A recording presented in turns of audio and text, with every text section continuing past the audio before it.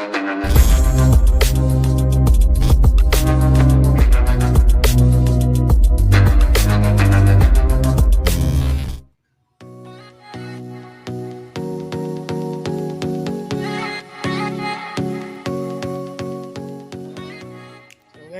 i-review natin tong Shortcam 2 at yung version doon ng Shortcam eh. So, tatry natin. So, sealed na sealed, bagong bago.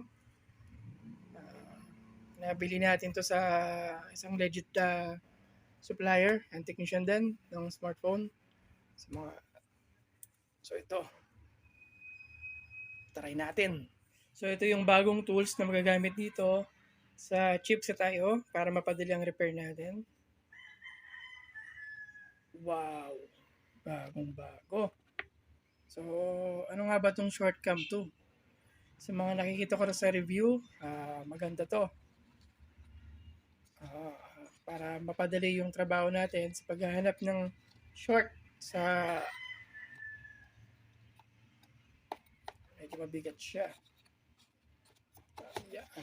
Yan no? Ang bigat niya. So ang kasama itong unit, yung unit mismo, yung Shortcam, mabigat siya. Then cable. Sa cable, USB-N Type-C. So ito yung pinapasok sa computer. Then hindi ko alam po na to, QR code. So check natin.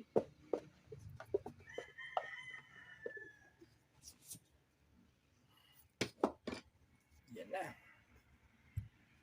So setup natin siya. So ito nakalagay rito, Chongling yung Washia. So ito, siguro manual. So step 1, ching chung ching ching, launch digital.net. So pupuntahan natin yan. Then step 2, ching chung chang ching. Then Shortcam code install. Siguro ganun yun nakasulat. So tatry natin yan. Yun. Pero walang lumalabas. Tingnan natin. Stop muna natin itong video. Hanggang sa ma-download natin, baka matagal ito eh. So ito na yung software. Dina-download na natin. Check nyo na lang yan ha. So dina-download na natin.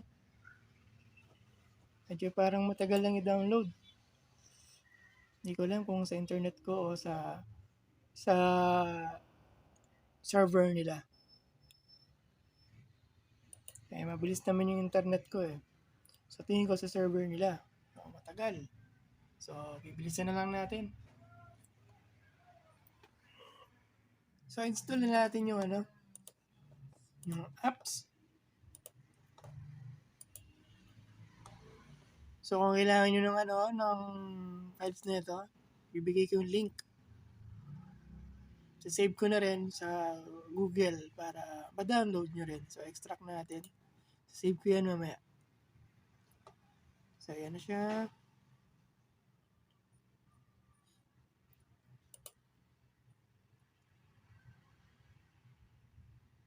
Tingin ko napakaganda na itong Shortcam na ito. Ganda oh. Grabe. Siyempre, install natin para makita natin yung buong features niyan.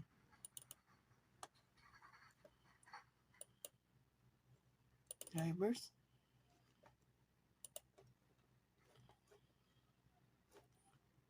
Tingnan natin. Short na.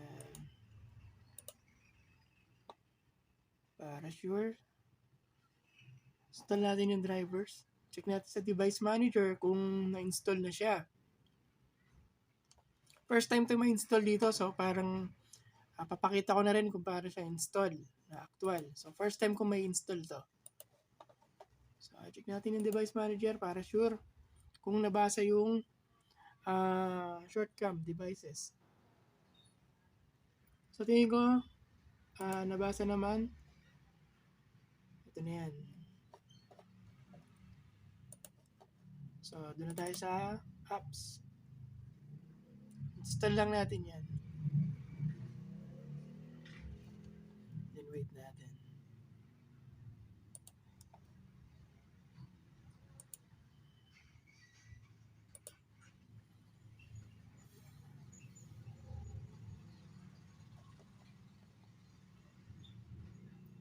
Naka-hard drive pa kasi ako eh. So,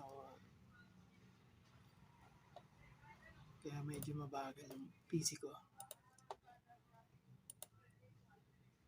Install natin. Na-accept. The next. Next. Next. Ayan na.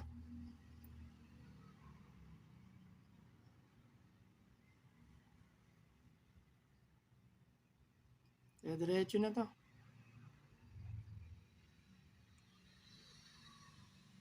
So, ito na yung shortcam, oh. Ito na siya.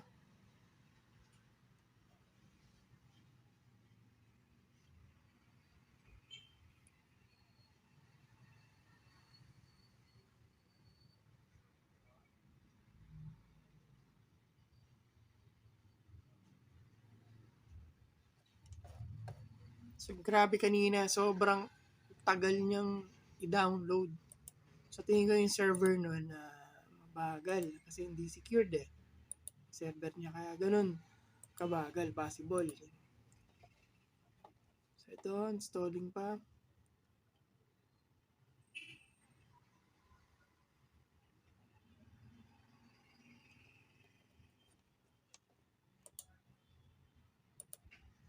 Medyo matagal talaga siya install. Siguro kung naka-SSD ka, mabilis to.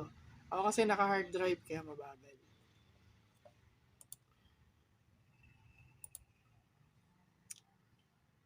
So, yun na. Tayo lang natin.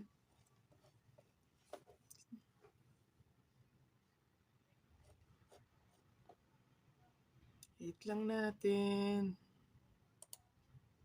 So, abang inaantay natin yan. Yan. Ito, pinapress ko kanina. Hindi ko alam kung soft to or dapat maramdaman may click.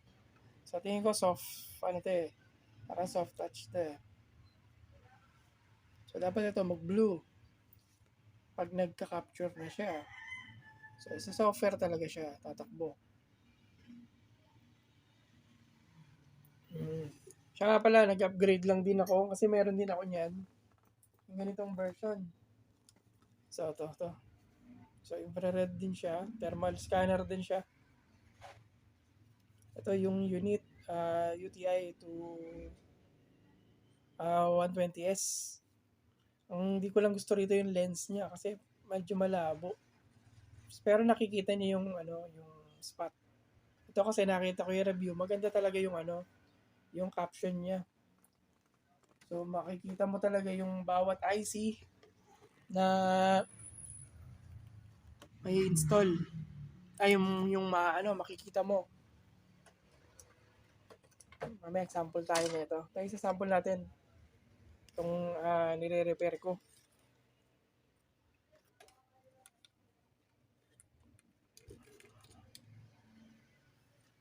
Yan, mamaya check natin yan. Ang ganda. Sana maganda talaga. Dito kayo i-view yan eh. Pag dyan. Para mas kitang kita. So, yun na siya. Tagal. Finishing na siya. Finishing. So, yun na. Launch na natin.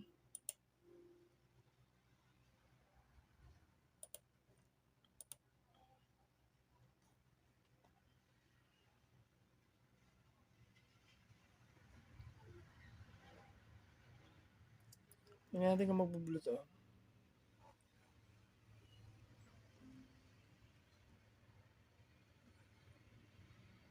USB. Ko lang kung bakit.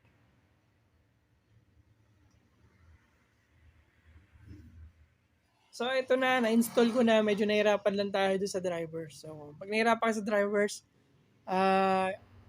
punta lang kayo ng device manager tapos install nyo lang doon. Minsan nag-automatic naman. Medyo matagal lang talaga siguro dahil sa hard drive ko yun. So, ito na. Ayan na siya, oh. So, pag gusto mong makita yung vision, yan na yun. Then, yung thermal, yan siya. So, very, sobrang linaw. Ayan, oh. Ang ganda. Ang linaw. Pero, tingin ko, yung mga ganito, yung mga ganitong thermal cam, best to sa sa mobile phone kasi capture na talaga. Ito kasi talagang sa laptop. Mag-i-inject ka muna tapos yan, scan mo isa-isa. I-scan mo isa-isa yung yung unit. Yan, lahat ng dadaanan na scan mo para ma-detect niya. Yan, ganyan.